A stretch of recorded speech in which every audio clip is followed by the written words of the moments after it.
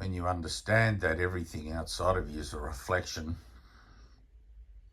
every comment, every situation, every happening within the framework of the dream, the illusion, it's symbolic. When you understand that it's symbolic of your own state of mind, you begin to pay more attention to it. It's either going to witness to your transformation or it's going to be a call to your transformation. It's either going to be a blessing or a lesson, one or the other. And not that there's any particular specificity to how something ought to look. There's generally this kind of sense of things. You know, you'll pick up something, and sometimes it seems as if your sense of things is orbiting or sort of astral, and there's something there. Something keeps showing up for you in your experience in the world. You can't put a finger on it, but it's either prompting you to pay more attention to something, or it's upsetting you and you're trying to put your finger on what it is that it's representing, you know, as a symbol. Because it's always going to be an aspect. It's always going to be a facet of, or a piece of the mirror, a piece of the puzzle. And I often think of it like a puzzle. You know, and you're sort of putting the puzzle back together, and each piece is represented by a different kind of relationship. And you'll look into the mirror of your reflections and you'll ask yourself, what is this? What am I seeing here? And you'll give it a word, give it a name. You know, just a very general one that everybody understands is like jealousy. I'm feeling jealous here. This person's provoking me to feel a certain way or something. And I look at it, and at first I can't tell perhaps what I'm feeling. It's just like, I don't like the feel of this. And then if you're honest, you'll realize, oh shit, this is jealousy, or this is envy perhaps, or whatever, you know. And everybody likes to see the narcissist in somebody else rather than within themselves. But literally, if you're whole, if you are one with all things, then what you see is you. And in this world, on spiritual terms, you are one with all things. So in the last few weeks, I've put up some videos, and it's really cool. I always love the reflections I get. I love what I get back. And I've had a few people saying things along the line of, you don't need to do this anymore, Dave. You're obviously at the end of your thing. And you can just live this now, you know, you can just live these teachings now, whatever. And I look at that, you know, like Nothing I See Means Anything is lesson 1 of A Course in Miracles. But I look at these videos like, all right, well, it doesn't mean anything. And I sit in my honesty to see if this means something to me, or if I feel that there's something here for me. Because one of the tricky things of ego is that ego will use your spiritual predilections to try and draw you into an idea that there's something you should or shouldn't be doing. Right? Or this is helpful, this is not helpful. But if literally everything is God, then everything is helpful. So, but you don't want to put off the opportunity for change, right? So it's like I'm always looking at change. And prior to Tina asking me to do the Zoom meetings, and then we had that viral sort of video a bit, and 10,000 people suddenly joined the channel, and I've been making all these videos as a kind of a support for all these guys that have joined up the channel and subscribed and like. Oh, subscribe and like if you want to. I think I get 50 cents for every 100 people. That does, like, it's massive. I'm just going to retire on that any day now. But, you know, so I've been putting this up there. But the thing is, and this is where you can watch your own transformation, right? I have been looking at the idea of, well, I think that's enough videos now, you know, like I've done enough. And so I'm getting that reflection back, right? I'm getting that reflection back through people's comments, which is nice. It's lovely. I see it as something quite beautiful, you know. Thank you for the comments. And, you know, there's never any, and this is the nature of transformation, there's never any moment where you're not teaching and learning. That's the funny thing, right? So in the world, teaching and learning goes on all the time, right? It's the natural predilection of the mind, and you teach what it is you want to learn based on the idea that you have of your own purpose within the world. So if your purpose is division and separation, then that's what you will teach naturally, and you'll get the results of that, which will be upset to your peace of mind, and then eventually you'll question that and change your purpose to an idea of healing or inner peace, and you'll start to be able to use those things that upset you as opportunities to transform your mind and better become the master of your own state of inner peace. So all of my videos that I put on here, for me, they're just declarations. They're declarations. Somebody will ask me a question, and it's like, well, I can answer that question by talking about the weather or whatever, just, you know, empty, mindless sort of thing.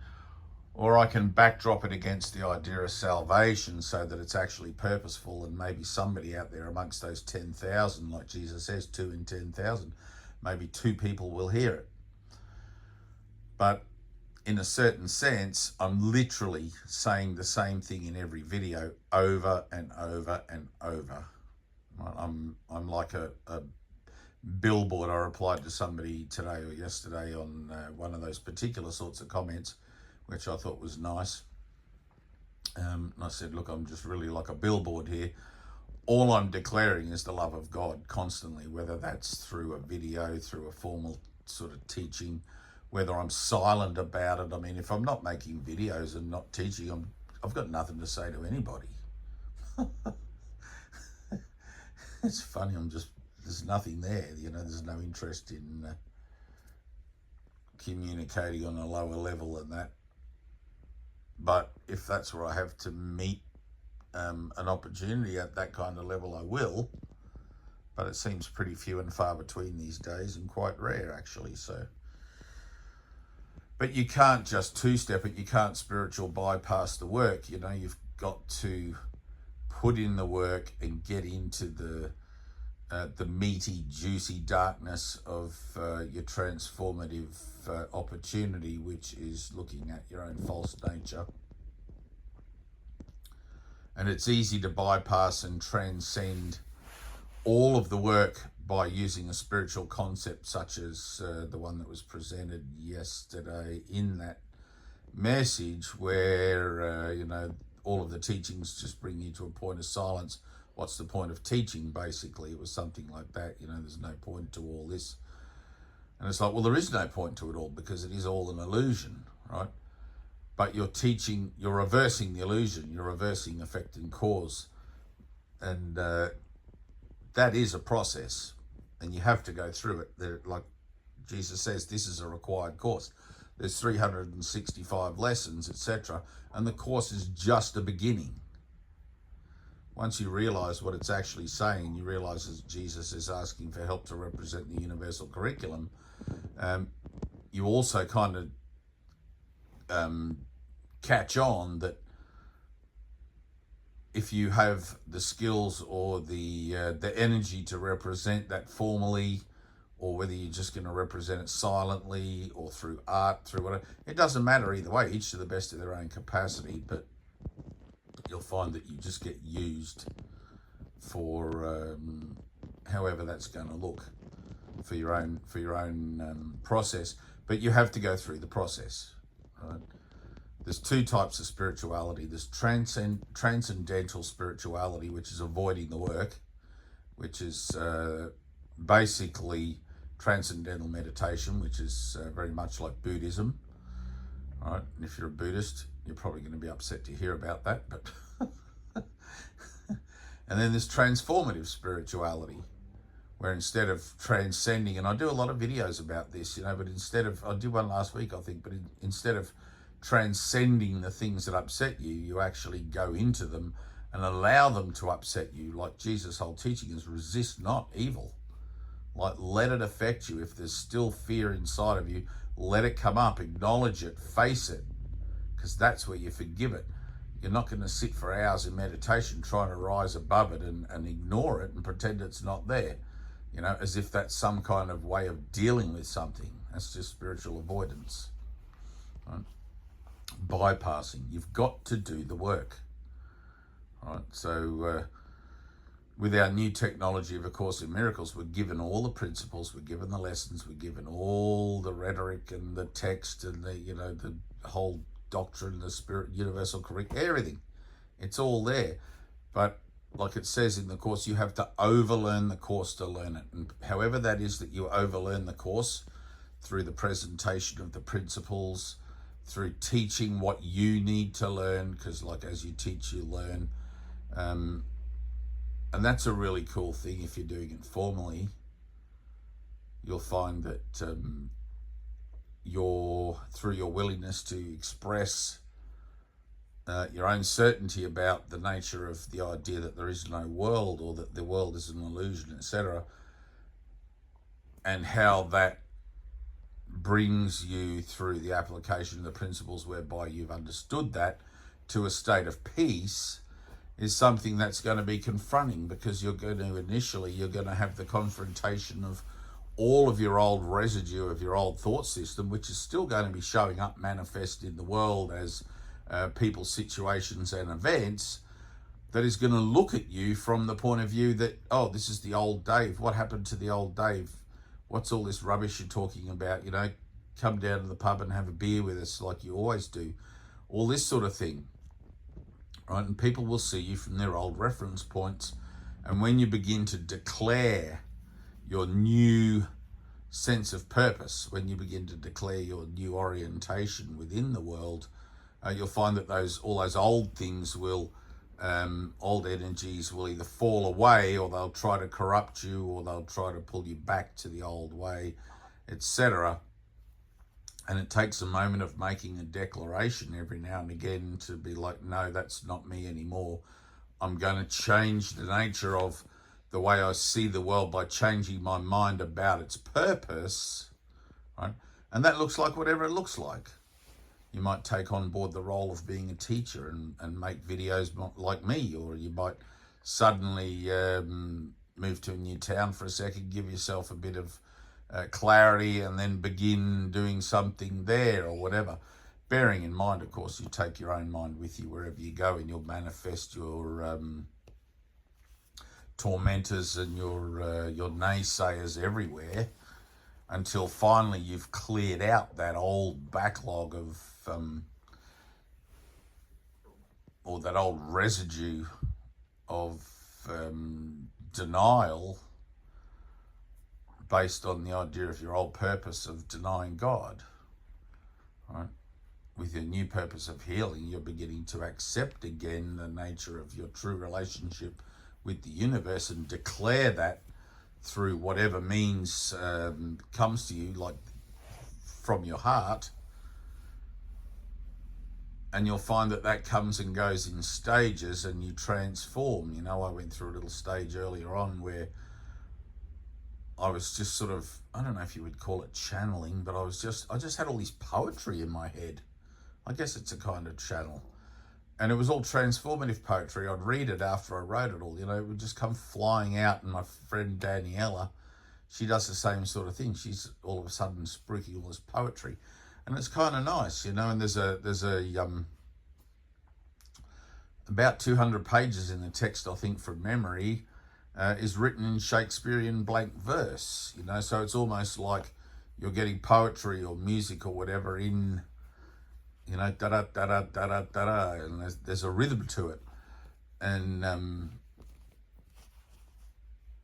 it's like the mind is a diverse. It's singular, but in the form association, as you redefine yourself, reinterpret your defenses, you find that goes through different stages. So for me at the moment, making videos or whatever, it seems to be kind of done. I don't know, and and I don't know what's next, but there'll be this stepping into an empty space for a second, stepping into a clean moment, and allowing for the inner direction, for that inner guidance to come through that will show me or direct me whatever's to be next. And I really don't care so much about all of that, because the preference, or not really the preference, but the bearing is always on the here and now, the present. Like right here, right now, this is the most important thing I'm doing at the moment, and I cannot not be doing it, because if I find myself doing it, it is the will of God. God is omnipresent, ubiquitous. That was the word of the week a couple of weeks back. Ubiquitous, everywhere, all at once. So there's never any kind of, and this is where the overlearning the principles comes in. You get a reflection through somebody's comment about something, and you realize that it doesn't line up with the principles of true spirituality, or the principles of, what would you call it, divine will, because it's based in concepts, right? It's always through a concept, always comes through as a concept. But in the listening beyond the concepts, in allowing it in, you get a deeper sense of what is actually being presented, what mind is holding up to look at, that perhaps I've given meaning to, which doesn't really actually have any meaning. And I'm sitting there wonder why this person wrote this, and then you sort of sit and you realize, oh, hang on, these are my thoughts from about 2 weeks ago. And of course, you've let them go. You let them go 2 weeks ago, but I bet if I could rewind the clock 2 weeks ago, the comments that I've been receiving would be fairly well on par with what I was thinking about, But of course, you let it go. But because all things in form operate in slow time, things show up in a process, right? There's an orchestration. So there it is. And of course, if you're not mindful, if I wasn't mindful, I would sit here right now and be like, I don't remember having those thoughts or whatever. And sometimes you don't, sometimes you don't. But when it's something quite prominent, usually you can remember. And making videos has been a fairly prominent thing for me for the last few years. So it'd be something that if I was to think about letting go of doing that and stepping into a new space and see what that brings, I'm pretty sure I'd remember having those sorts of thoughts, and I do. So, and there they are, they show up. You take your own mind with you wherever you go. There's nothing, and this is my declaration also, there's nothing outside my own mind. Keep my finger on my nose. It's like, this is just me talking to me. This is just mind looking at an idea that I can tangibly process, to see if it's in alignment, firstly, with where it is that my purposefulness seems to be taking me, which is always by feeling. It feels right, it feels good, it doesn't feel off, it doesn't feel like there's something not right about it, right? So the Holy Spirit is like a great bullshit detector. Once you invite the Holy Spirit into your life, you get this kind of vibrational sort of attunement mechanism within, and it's like, no, that feels off, I'm just going to leave that, and just, if it comes back, I'll process it and look at it again, but at the moment it's not, And other times you'll have stuff show up and it's just like, oh, that feels right, yeah, that feels, and you'll just know it. There's no way to know it, you just know it, balls to bones, you just know the way, you just know that it feels right. But anyway, I just thought that was interesting, because everybody's going through an idea of something. I mean, my teacher Greta, my very first teacher, my mother hen, would have said to me this with relationship to the Course in Miracles. She would have said, there's nothing going on here, Dave. You're just waking up from a dream. And of course, that's true. But if you find that you are attracted to look at something, or you are triggered by something, or you are, you know, whatever. If you find that you're processing it, you start to process it, well, obviously there's something there for you and you should allow it in. You know, you let everything in. Whatever shows up, you try to give it equal relevance, realizing it doesn't mean anything, of course. That's Jesus' declaration, because there is no world. But let me see if perhaps I've given it a meaning, right? I'm learning to accept for myself that there is no world, but I can't do that if I'm still giving meaning to the world that doesn't exist, even in a transformative manner. And you might want to rewind all that and listen to it again, you know, like it's kind of, this is good stuff, you know, for me it's good stuff. It's like the deep inner work kind of thing. But just remember, there is no world. Whatever shows up, it's equally false, whether it's spiritual or not spiritual, whether it's talking about the weather or talking about Jesus. It's not true, right?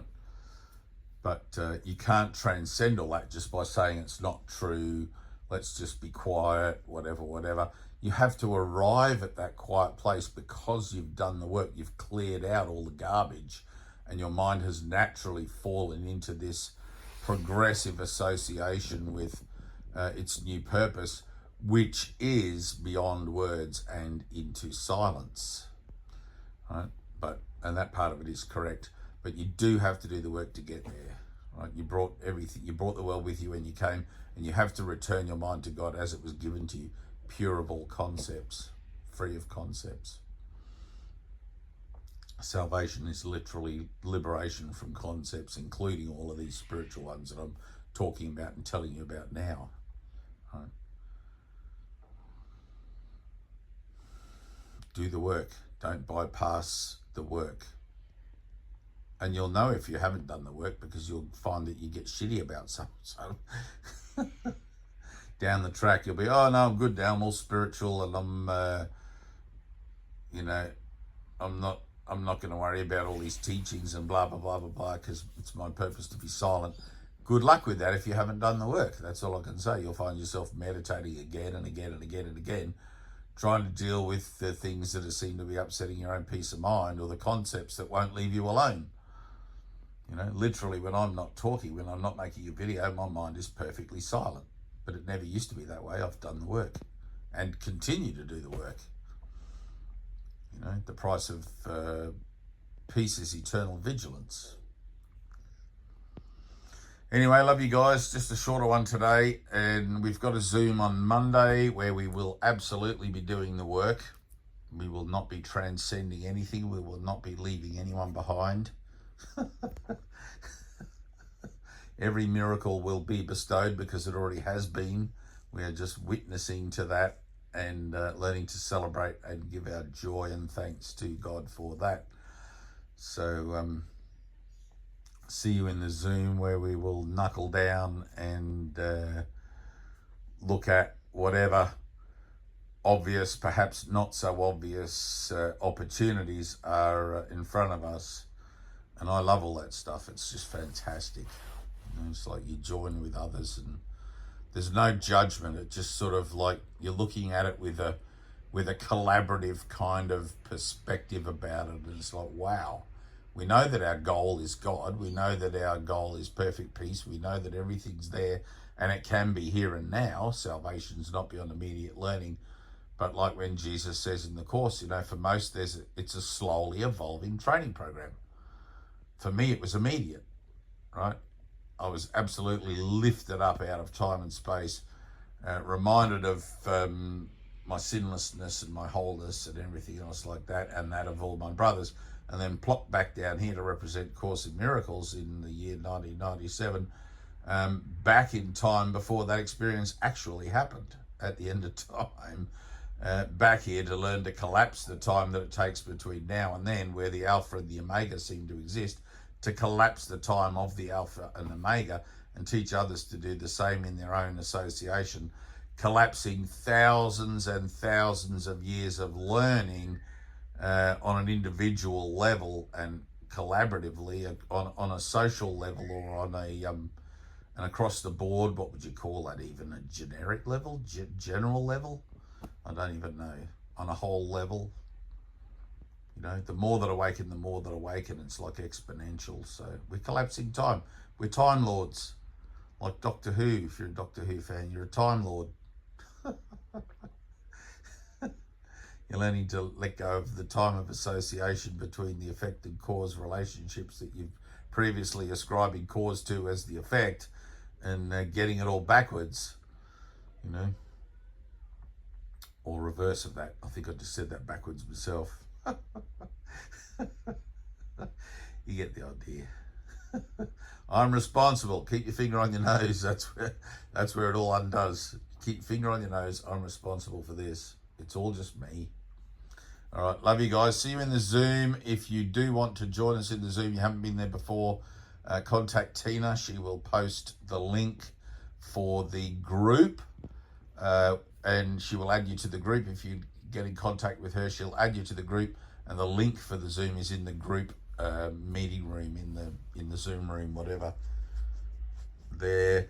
Also down below there should be the links to the print-on-demand Sparkly books, which is book 1 and 2, and also the print-on-demand new white edition. It's not that new, it's 5 or 6 years it's been out now, but the white edition of A Course in Miracles, which is the completely natural, I would call it, I don't know how to call it other than that, the natural Course in Miracles as it was intended, without any interference by man. All of that's been taken out, but those links should be down below, and it doesn't matter which version you have, the workbook is the same through all of them. It's just in the text. A lot of people tell me in the white edition they find the text easier to comprehend and read, because it reads a lot more as if somebody is like talking to you directly, as if Jesus is talking to you directly, rather than as some kind of study manual sort of thing. But anyway, to each their own. Love you, and see you guys in the Zoom. See you in the next video, and peace.